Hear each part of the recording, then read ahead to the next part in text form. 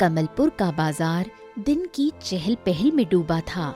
जमींदार रघुवीर सिंह के गुंडे दुकानदारों से जबरन उगाही कर रहे थे। केशव और उसकी बहन लक्ष्मी सामान खरीदने आए थे। तभी ए चचा, ये का तमाशा है?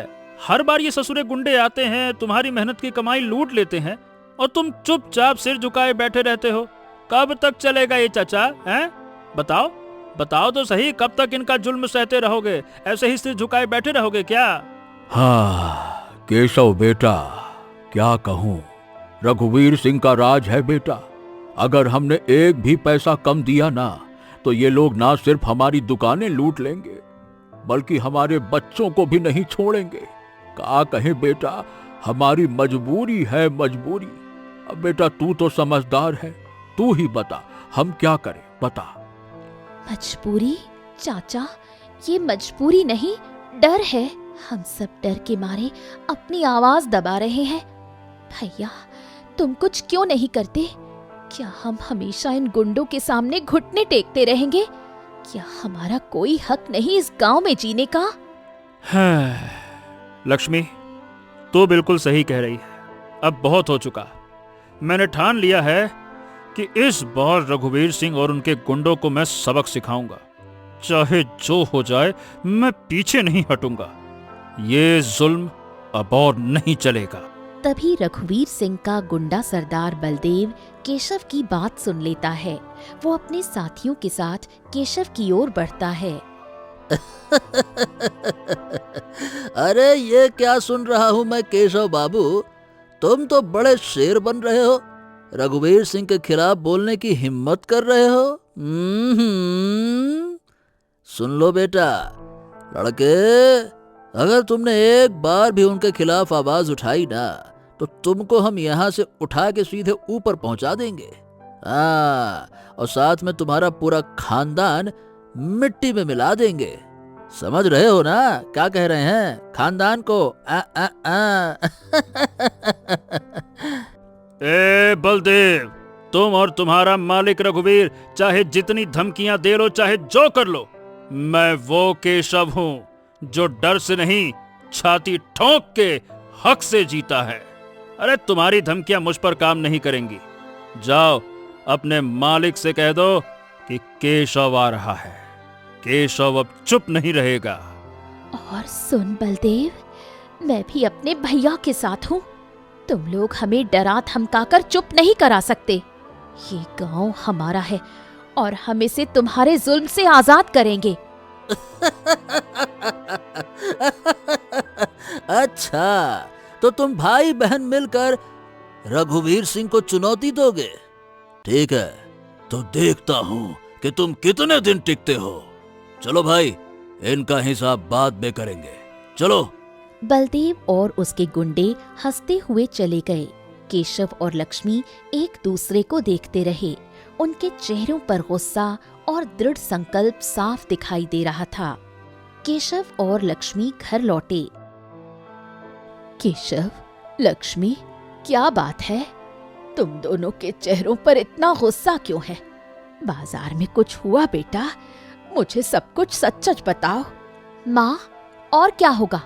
रघुवीर सिंह के गुंडों ने फिर बाजार में उत्पात मचाया, दुकानदारों को लूटा, सबको धमकाया। भैया ने उनका विरोध किया तो उस गुंडे बलदेव ने हमें धमकी दी। माँ, ये जुल्म हम कब तक सहेंगे? अरे माँ, लक्ष्मी सही तो कह रही है। रघुवीर सिंह ने इस गांव को अपनी जागीर समझ लिया है। हर कोई उससे डरता है। अरे ऐसा क्या है उसमें? लेकिन एक बात है, मैं नहीं डरूंगा। मैंने ठान लिया है कि उसकी इस ताकत को मैं तोड़ के रहूंगा, चाहे मुझे जो करना पड़े। केशव बेटा, मैं तुम्हारे गुस्से को समझती हूँ। तुम्हारा खून खौल रहा है क्योंकि तुम्हें अपने गांव, अपने लोगों की फिक्र है। लेकिन रघुवीर सिंह कोई साधारण इंसान नहीं है। उसके पास धन है, ताकत है और गुंडों की फौज है। तुम अकेले उसका मुकाबला कैसे करोगे? माँ, मैं अकेला नहीं हूँ। मेरे साथ लक्ष्मी है, मेरा दोस्त रामू है और वो सारे लोग हैं जो रघुवीर के जुल्म से तंग आ चुके हैं। अगर हम सब मिलकर आवाज उठाएंगे ना तो वो चाहे कितना भी ताकतवर क्यों ना हो, उसे झुकना पड़ेगा। हाँ माँ, भैया सही कह रहे हैं। अगर हम डर कर चुप रहे तो ये जुल्म कभी खत्म नहीं होगा। हमें कुछ करना होगा माँ। हमें इस गांव को रघुवीर सिंह के चंगुल से आजाद करना होगा। बेटा, मैं तुम्हारी हिम्मत की दात देती हूँ, लेकिन गुस्सा ताकत तो देता है पर अंधा भी कर देता है। अगर तुम बदला लेने की आग में जलोगे तो शायद वो आग तुम्हें ही जला दे। मैं नहीं चाहती कि मेरे बच्चों को कुछ हो। माँ, मैं वादा करता हूँ मैं कोई जल्दबाजी में कदम नहीं उठाऊंगा, लेकिन चुप रहना अब मेरे बस में नहीं है। मैं मौलवी सलीम साहब से सलाह लूंगा, वो हमें सही रास्ता दिखाएंगे। ठीक है बेटा, मौलवी साहब समझदार हैं। उनकी सलाह से शायद तुम्हें कोई रास्ता मिल जाए। लेकिन याद रखना, बदला लेना आसान है पर न्याय करना मुश्किल। अगली सुबह केशव और लक्ष्मी अपने दोस्त रामू के साथ मौलवी सलीम की मस्जिद पहुंचे। मौलवी सलीम एक पेड़ के नीचे बैठे किताब पढ़ रहे थे। मौलवी साहब, आपको प्रणाम। हम आपसे एक जरूरी सलाह लेने आए हैं। आओ आओ आओ आओ केशव, आओ लक्ष्मी, बैठो रामू, आओ आओ, बैठो, सब बैठो बैठो। तुम्हारे चेहरे पर चिंता की लकीरें साफ दिखाई दे रही हैं।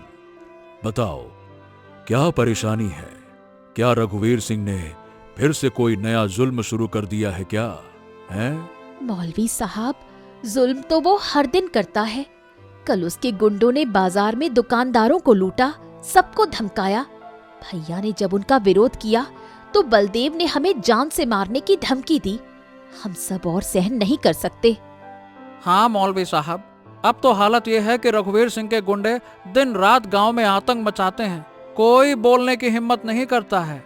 लेकिन केशव भैया ने ठान लिया है कि वो इनका मुकाबला करेंगे। अब मौलवी साहब, हमें कोई रास्ता तो बताइए।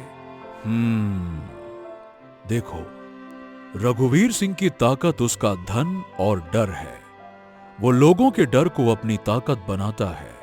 लेकिन अगर तुम उस डर को खत्म कर दो तो उसकी ताकत अपने आप कमजोर पड़ जाएगी। लेकिन मौलवी साहब, ये डर खत्म कैसे होगा? लोग तो उससे इतना डरे हुए हैं कि रघुवीर का नाम सुनते ही कांपने लगते हैं। अब ऐसे में बताइए हमें क्या करना चाहिए? केशव, देखो, बदला लेना आसान है, लेकिन उससे सिर्फ खून खराबा होता है। तुम्हें रघुवीर सिंह को हराना है तो उसकी ताकत को कमजोर करना होगा, और ये ताकत कमजोर होगी जब गांव के लोग एकजुट हो जाएंगे। तुम्हें सबसे पहले लोगों को उनके डर से आजाद करना होगा। एकजुट होना? मौलवी साहब, लोग तो इतने डरे हुए हैं कि कोई रघुवीर के खिलाफ बोलने को तैयार नहीं। हम उन्हें कैसे मनाएंगे?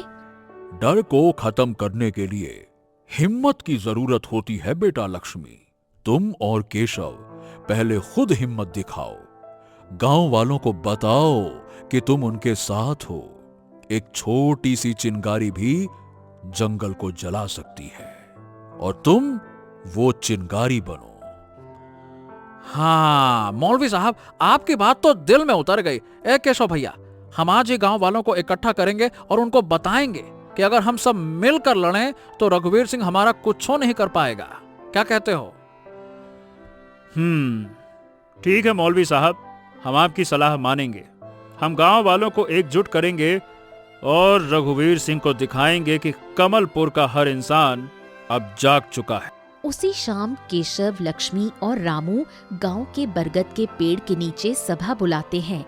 अरे मेरे भाइयों बहनों, आप सब आज यहाँ पे क्यों इकट्ठा हुए हैं, ये आप बहुत अच्छे से जानते हैं। रघुवीर सिंह ने हमारे गांव को गुलाम बना रखा है। वो हमारी मेहनत लूटता है, हमारे बच्चों को धमकाता है, हमारे घरों को जलाने की धमकी देता है। बताइए भला, क्या हम हमेशा ऐसे ही डरते रहेंगे क्या? बताइए, डरते रहेंगे? बताइए। अरे केशव, तू कहता तो सही है, लेकिन रघुवीर सिंह बहुत ताकतवर है भैया। हाँ, अगर हम उनका विरोध करेंगे ना तो रघुवीर सिंह जी हमको जिंदा नहीं छोड़ेंगे। चाचा, ये डर ही तो रघुवीर की ताकत है। वो चाहता है कि हम डरें, चुप रहें और उसका जुल्म सहें। लेकिन अगर हम सब मिलकर उसका मुकाबला करें तो वो क्या कर लेगा? क्या वो हम सबको मार डालेगा? और चचा, अगर हम डर कर चुप रहे तो भी वो हमें मार ही तो रहा है ना। हर दिन हमारी मेहनत लूटकर हमें भूखा रखकर क्या ऐसे में खुश हो आप? तो क्यों ना हम डर को छोड़कर हिम्मत से लड़ें। अरे मरना है तो एक ही बार में मर जाएंगे, रोज तिल तिल के क्यों मरें? हाँ, लेकिन केशव, ये बताओ हमें करना क्या होगा? माने कि रघुवीर के पास गुंडे हैं, हथियार हैं। अरे भाई, हम तो साधारण लोग हैं। हमें हथियारों की नहीं, हमें हिम्मत और एकता की जरूरत है। हम सबसे पहले रघुवीर को दिखाएंगे कि हम अब उसके पैसे नहीं देंगे। अगर वो बाजार में उगाही करने आए तो हम सब मिलकर उसका विरोध करेंगे। और अगर वो हमें धमकाने की कोशिश करे तो हम एक साथ खड़े होंगे। हम उसे दिखाएंगे कि कमलपुर अब उसका गुलाम नहीं है। सभा में लोग धीरे धीरे उत्साहित होने लगे। कुछ लोग अभी भी डरे हुए हैं, लेकिन केशव, लक्ष्मी और रामू की बातों से उनकी हिम्मत बढ़ने लगी। अगले दिन बाजार में रघुवीर सिंह के गुंडे फिर उगाही के लिए आए, लेकिन इस बार गांव वाले एकजुट होकर उनका मुकाबला करने को तैयार थे। अरे ओ तुम सब दुकानदारों, जल्दी जल्दी पैसे निकालो। रघुवीर सिंह का हुक्म है, अगर किसी ने देरी की तो उसकी दुकान जला दूंगा। बलदेव, अब तेरा आतंक नहीं चलेगा। हमने फैसला कर लिया है, अब कोई पैसा नहीं देगा। तुम और तुम्हारे मालिक अब इस गांव को लूट नहीं सकते हो, समझ गए?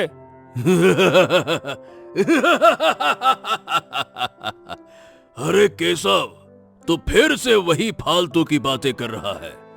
तुझे लगता है कि तू हमें रोक लेगा? हमारे पास हथियार हैं, मेरे पीछे रघुवीर सिंह की ताकत है। अरे तू और ये तेरे चंगू मंगू लोग हमारे सामने नहीं टिक पाओगे। बलदेव, तू गलत समझ रहा है। आज सिर्फ केशव भैया नहीं, पूरा गांव तेरे सामने खड़ा है। देख, चारों तरफ देख, ये लोग अब डरने वाले नहीं। बलदेव की आंखों में गुस्सा और हैरानी थी। वो धूल भरे बाजार में चारों ओर नजर दौड़ाता है। जहां कभी दुकानदार और गांव वाले उसकी धमकियों से कांपते थे, वहां अब हर चेहरे पर एक नई हिम्मत और दृढ़ता झलक रही थी।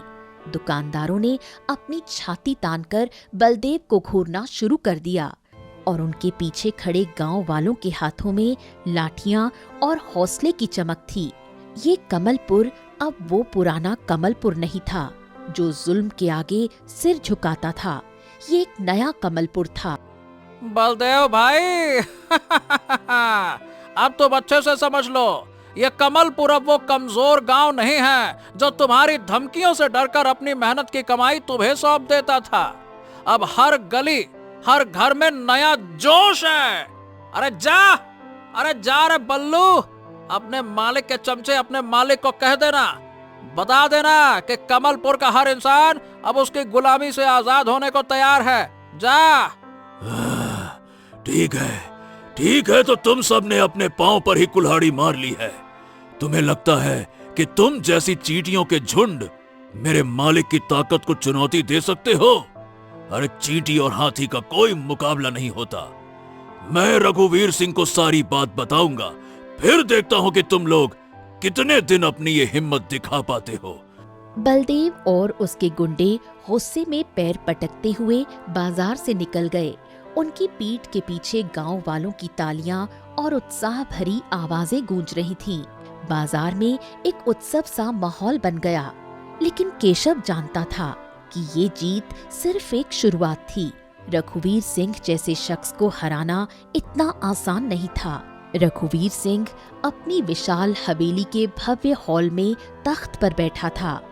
चारों ओर सोने चांदी की सजावट और दीवारों पर शिकारी जानवरों की खालें उसकी ताकत और क्रूरता का सबूत थी। बलदेव ने डरते डरते सारी बात बताई। ये क्या बकवास कर रहे हो तुम? बलदेव, एक मामूली से किसान केशव और उसकी छोटी सी बहन ने मेरे खिलाफ पूरे गांव को भड़का दिया, और तुम मेरे सबसे भरोसेमंद गुंडे वहां खड़े खड़े तमाशा देखते रहे। क्या तुम्हें मेरी ताकत का अंदाजा नहीं है क्या? हैं? मालिक मालिक, मैंने बहुत कोशिश की, लेकिन वो अकेले नहीं थे। पूरा गांव उनके साथ था। दुकानदार, किसान, यहाँ तक कि बच्चे भी हमें घूर रहे थे। अगर मैं वहाँ जबरदस्ती करता तो बवाल हो जाता। लोग एकजुट हो चुके हैं मालिक। बवाल। मैं बवाल को कुचलना जानता हूँ। उस केशव को लगता है कि वो गांव वालों को इकट्ठा करके हमें डरा देगा।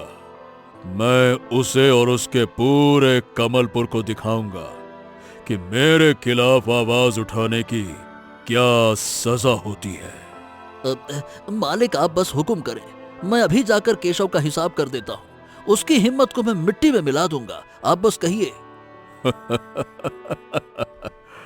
नहीं बलदेव, हिसाब तो मैं खुद करूंगा, लेकिन मेरे तरीके से।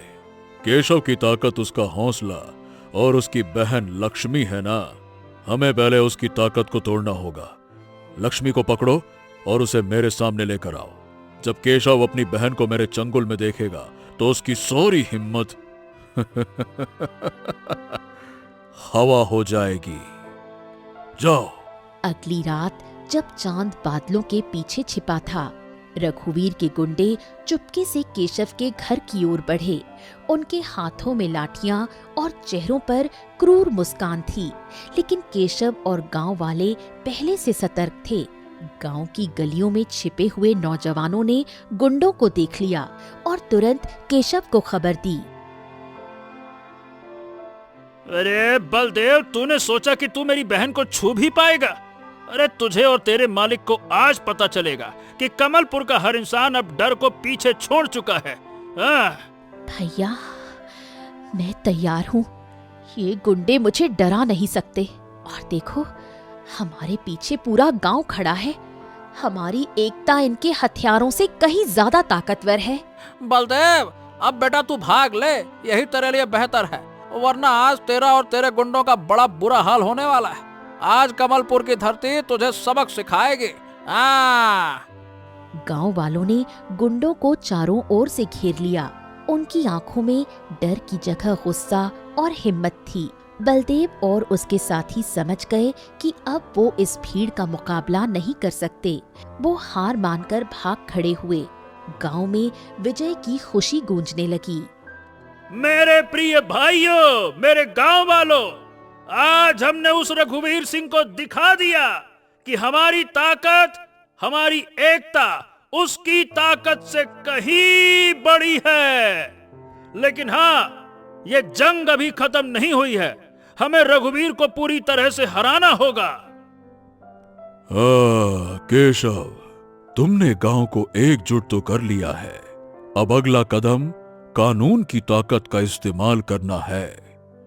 रघुवीर सिंह के जुल्मों के सबूत इकट्ठा करो और हाकिम साहब तक पहुंचाओ।